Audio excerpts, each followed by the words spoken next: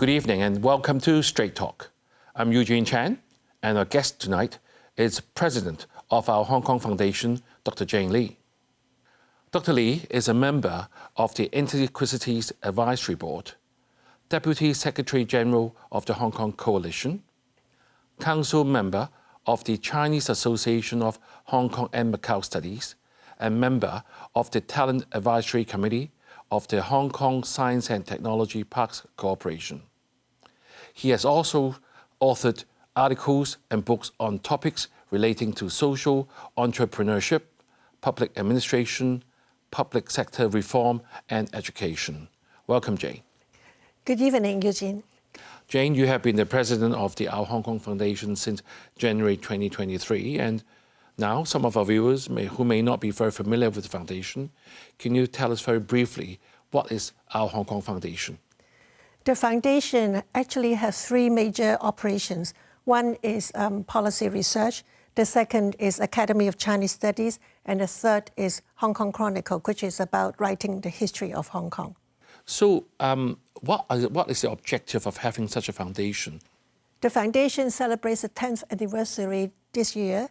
It was formed in 2014 by Mr. C.H. Tung, our former chief executive.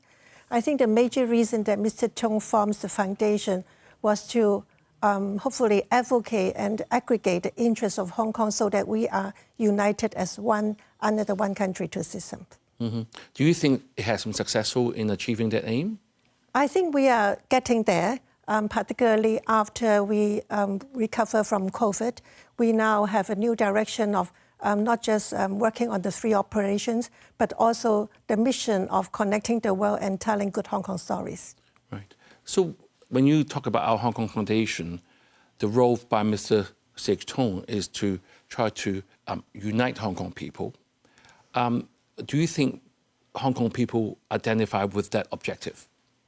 I think Hong Kong people is interested and wants to re-identify ourselves, getting our identity right.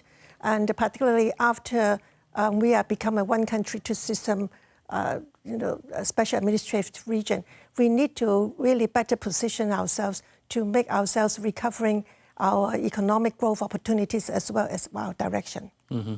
You just mentioned that we had the 10th anniversary, and I understand that Mr. Xia Baolong, the Director of Hong Kong and Macau Affairs, as well as the Mr. Jiang Yanxiong, expressed their views actually in public on the Hong Kong Foundation. Do you mind to share with us what are the main messages? I think first of all, they assure that the Hong Kong Foundation has been doing very well. We have been providing very effective policy proposals to the government. And apart from advocating Hong Kong to become more patriotic, supporting the country, they also suggest our Hong Kong Foundation to be able to further support the prosperity and development of one country, two systems. Mm-hmm. Any messages to Hong Kong people? And the message to Hong Kong people is that we should change. We should respond to change. We should be proactive ourselves and also utilize opportunities available by our country to make the change ourselves. Do you think that will be very similar to our Chief Executive policy address when he mentioned reform? Yes, true. Actually, I find that the Chief Executive policy address has actually done and tried to make change, not just in terms of introduction of new policy areas, but also respond to the need to reform the civil service in the public sector. Right. Jane, since you're here tonight, I'm sure people have heard of the word think tank, but in Hong Kong there aren't too many think tanks, so not many people are fully familiar what its position is, especially in the political system. It is a non-government thing, it is a non-profit as well. Yes. So why do we need think tanks? Well, this is a very interesting question. I think think tank has a very important role. You could imagine in many other countries, they have executive, they have legislature, as well as the judiciary. This is the basic formal structure of a government, of a political system. And in many other countries, they also have think tanks that support the political parties, particularly in the United States and UK and European countries. The think tank help support the political parties in alternate government process. And in some Asian countries, they also have think tanks.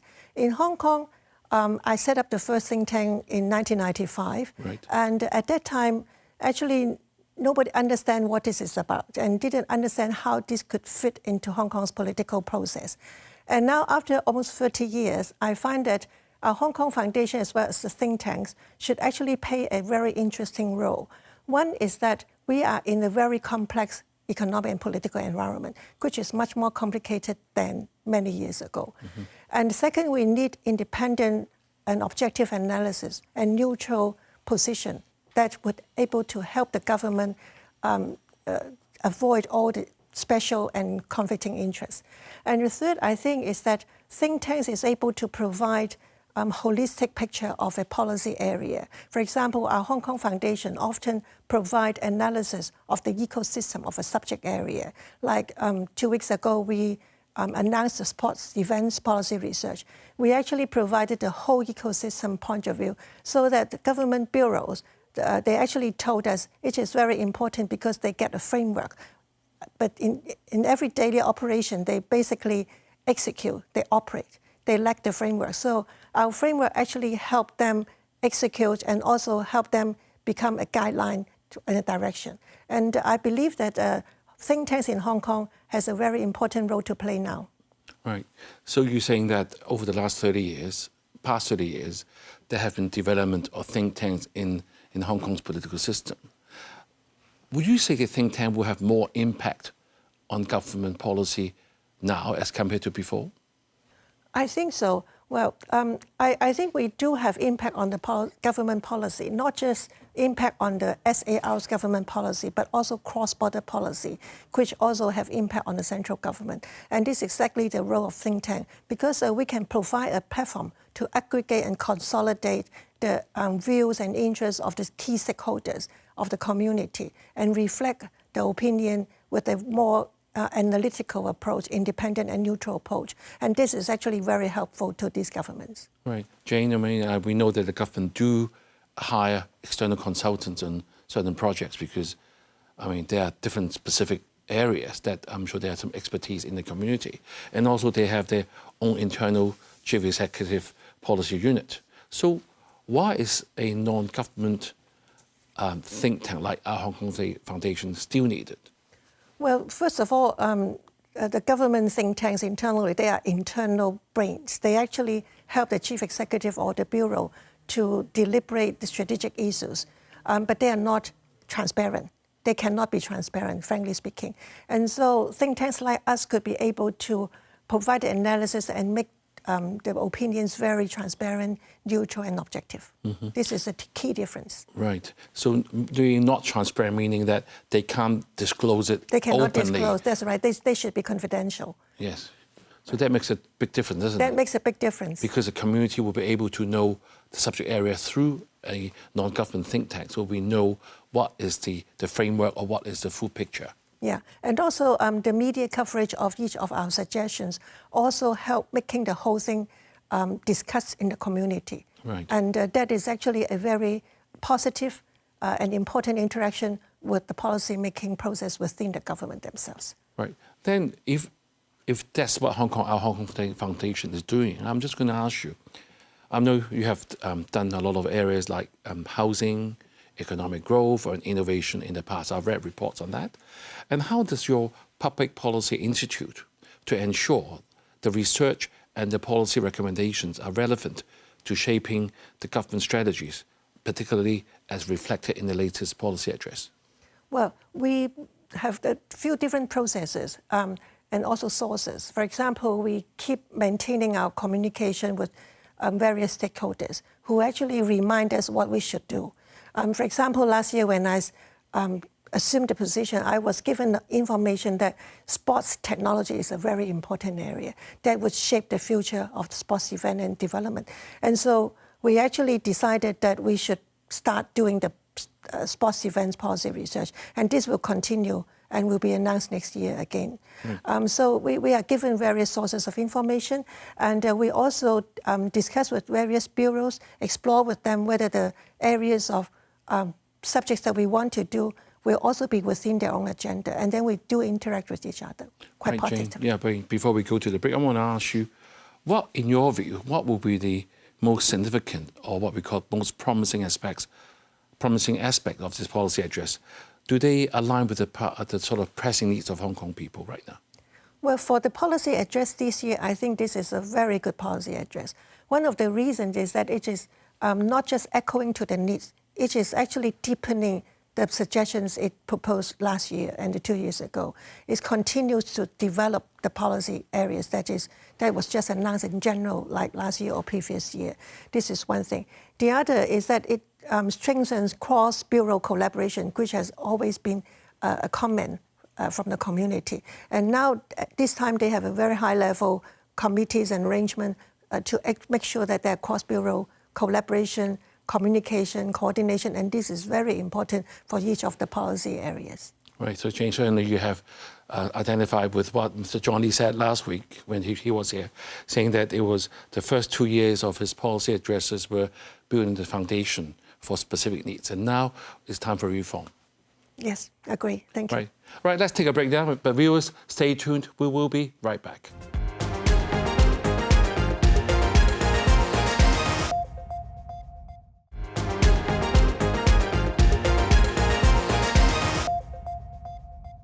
Thank you for staying with us.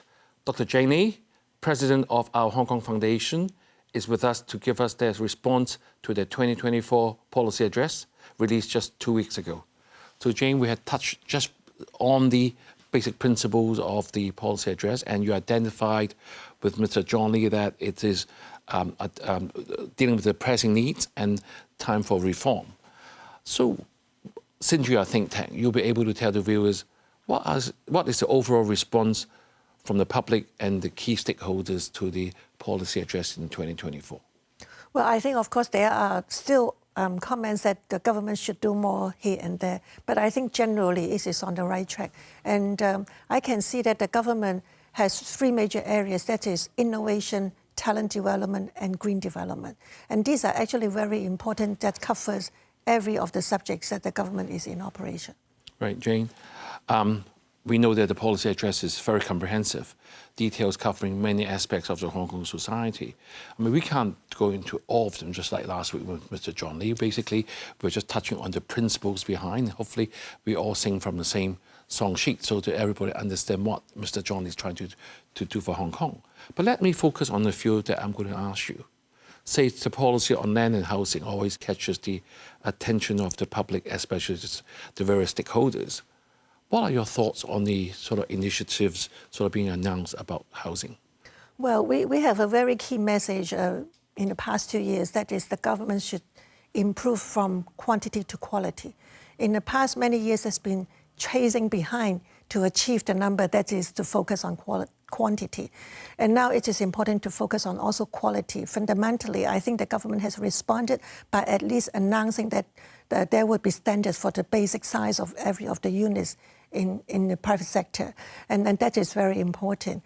And hopefully we also believe that, and hope they will be able to do, is that in the forthcoming years, the size of the public sector units would also increase, basically to improve the satisfaction of the people living in public housing. Right. There's also a view coming from the community saying that while we were chasing building up a lot of flats, nowadays we could be careful not to be overbuilding it because time has changed. What would you respond to that comment? The key point is what kind of housing you are providing and what is the policy that facilitates quality housing.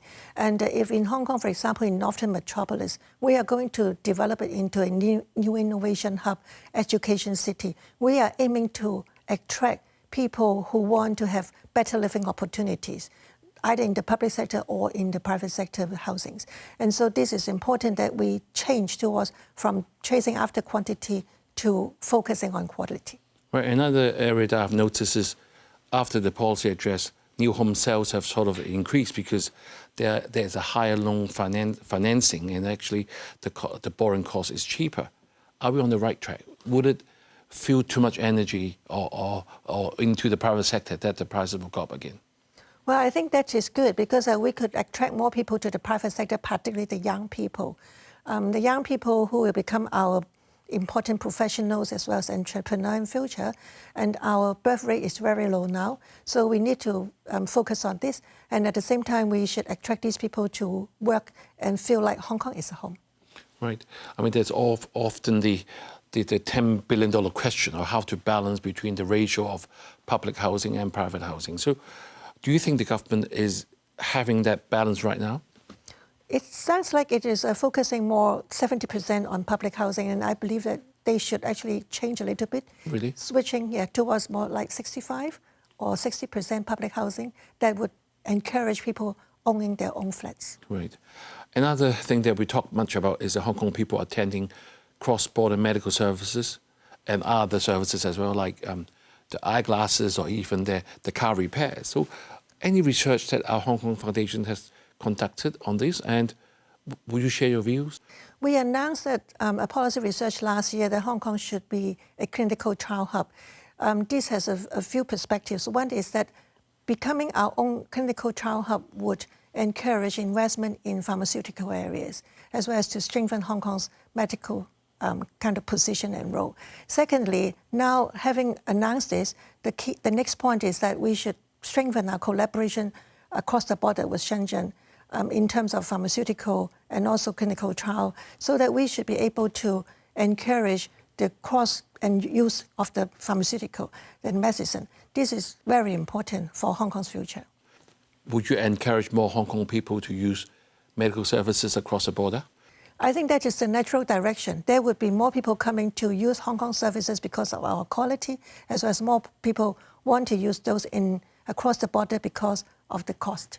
Right. Thank you for bringing that up, because as a member of the sort of health profession, I must say that there is increasing person from across the border coming over to Hong Kong right now, as compared to some of our Hong Kong people going across there. It's very interesting sort of exchanges of people. It is a matter of choice, isn't it? Yes. Let's move on. Another area that people are talked about are the number of people in Hong Kong. I mean, we have lost some people over immigration. Yes. And talents are always an asset for the place. And there's a reason why we have Mr. Chris Sun always trying to attract talents. And I know that you were on the council of several schools and also a member of the Talent Advisory Committee of the Hong Kong Science and Technology Parks. So when you look at the government setting another committee on education, technology and talents, do you think this will help Hong Kong to address this gap? Talent development and attraction of talents are both important areas for Hong Kong. Last year, we announced a policy proposal suggesting Hong Kong to be an education hub. That's an international education hub. And very gladly, the government has responded positively to our suggestion.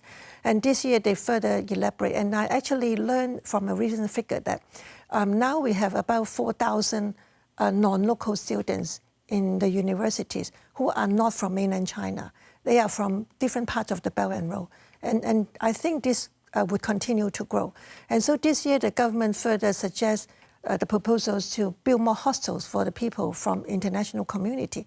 And that is very important for the further development of the talents. Because if these people study in Hong Kong from different parts of the world, they will feel like Hong Kong is their home because they are educated, they are grown here, and they will naturally find the opportunity to work here. And therefore, we would be able to be better connected with different parts of the world.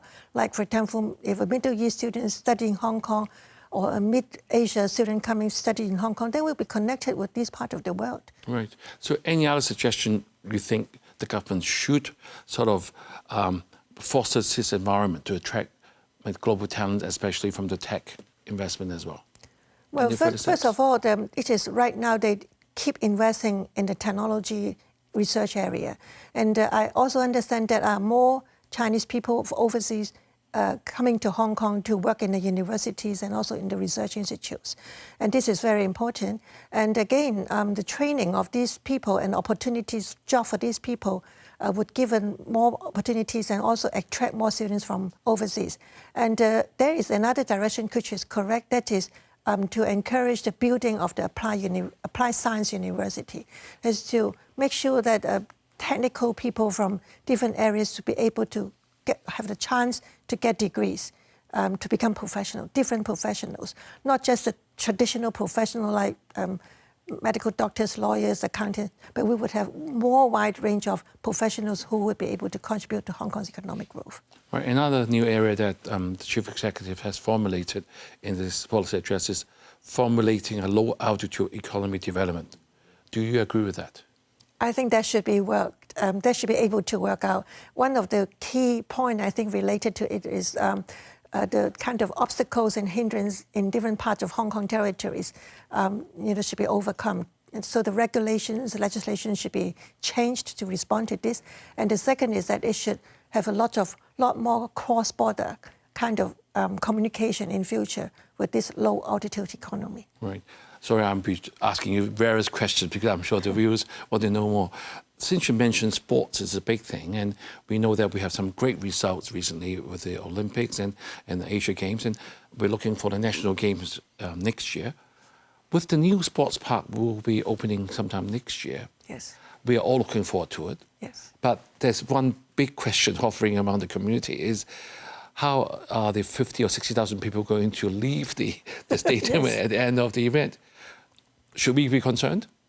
I think it is a good concern, and therefore it is important that the government works together with the sport part to resolve the problems.